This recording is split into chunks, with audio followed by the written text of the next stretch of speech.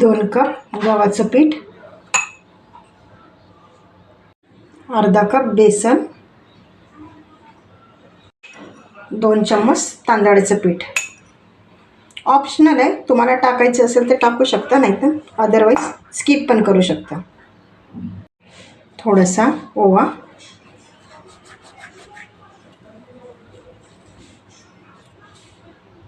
आता काही बेसिक मसाले ॲड करू. लाल तिखट, थोडीशी हळद, धना पावडर, गरम मसाला, कांदा मसाला आणि थोडंसं मीठ,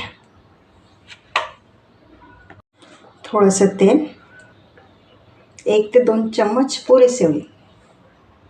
आता यात शेवट जाईल बारीक चिरलेली मेथी.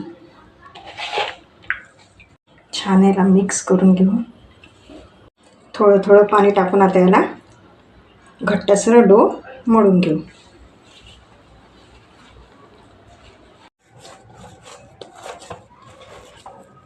असा घट्टसर डो हवा. थोड्या वेळ याला रेस्टवर ठेवू. 2 चम्मच मी यात तूप घेतले. आता यात 2 चम्मच गव्हाचं पीठ टाकू. छान असं बॅटर तयार झालंय.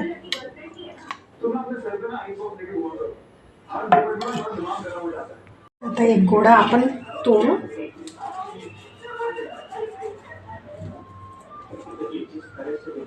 थोडंसं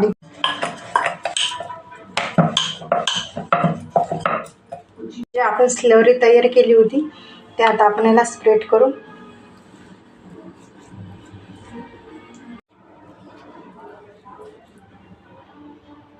थोडंसं यावर पीठ टाकू. आता याला आपण छान अशा घड्या पाडू. छान याला लाटू.